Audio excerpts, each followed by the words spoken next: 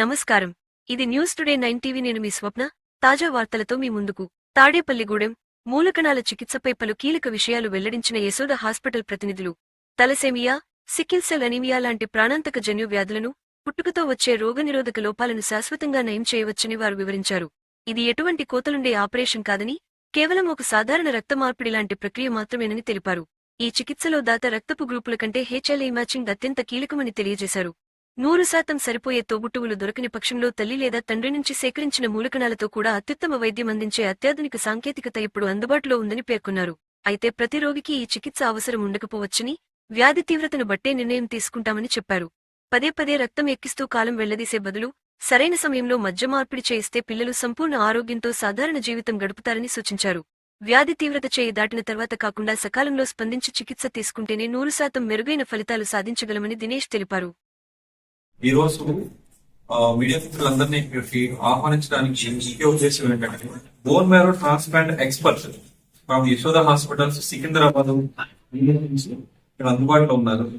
ఇంకొక విషయం ఏంటంటే డాక్టర్ గారు 7 years కంటే ఎక్కువ అనుభవం కలిగి ఉన్నారు ఈ విభాగం. అంతేకాకుండా భారతదేశం నుంచి European bone marrow transplant trainee committee member గా ఈయన ప్రస్తుతం మెంబర్ గా ఉండడం జరిగింది. సో ఈ రోజు ఆయన అనుభవాలను, ఈ బోన్ మ్యారో ట్రాన్స్ప్లాంట్ అంటే ఏంటి, అసలు దానికి కారణాలు ఏంటి, దానికి ప్రస్తుతం అందుబాటులో ఉన్నటువంటి చికిత్సా విధానాలు ఏంటి, యశోద హాస్పిటల్ నుంచి ఆయన మనకు తన అనుభవాలను, చికిత్సా విధానాల గురించి మనతో పాల్పంచుకోవడానికి ఈ రోజు తాడేపల్లిగూడెం రావడం జరిగింది. ఏంటంటే పిల్లల్లో most common blood cancer acute lymphoblastic leukaemia ALL అంటాం అనమాట. దానికి cure rate is 85%. 85% complete cure అయిపోతారు, అంటే జీవితంలో మళ్ళీ రాదనమాట. మనకి ఆర్గాన్ క్యాన్సర్ వచ్చింది అనుకో, solid tumour, for example brain లో క్యాన్సర్ వచ్చింది, లేకపోతే కిడ్నీలో క్యాన్సర్, లంగ్స్ లో క్యాన్సర్ వచ్చింది, దానికి స్టేజ్ ఉంటుంది. సో ఆ క్యాన్సర్ అక్కడే ఉందా, దూరం వాళ్ళకి పోయిందా అన్న దానికి స్టేజ్ 1 స్టేజ్ 4 అన్నట్టు డిసైడ్ చేస్తాం. బ్లడ్ మొత్తం తిరుగుతుంటది. సో బ్లడ్ క్యాన్సర్ లో స్టేజ్ ఉండదు, దాంట్లో రిస్క్ ఉంటుంది. Standard risk, intermediate risk, high risk. So అది రిస్క్ అని ఎట్లా చెప్తామంటే, అది కీమోథెరపీకి లొంగుతుందా లేదా, లొంగినా మళ్ళీ తిరిగి వస్తుందా లేదా, వాటిని మాత్రం హై రిస్క్ అంటాము. ఈజీగా లొంగే వాటిని లో రిస్క్ ఆర్ ఇంటర్మీడియట్ రిస్క్ అంటాం అనమాట.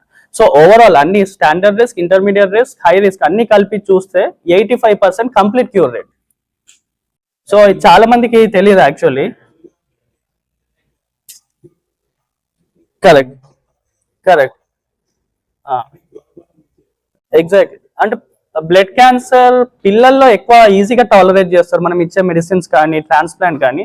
అడల్ట్స్ లో కన్నా, పెద్దవాళ్ళలో కన్నా పిల్లలు they tolerate very well and response rates కూడా ఎక్కువ ఉంటాయి.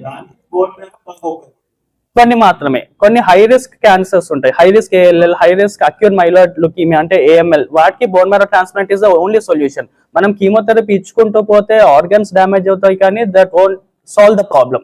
కీమోథెరపీతో లొంగేవి low risk and intermediate risk, వాటి కీమోథెరపీ మాత్రమే.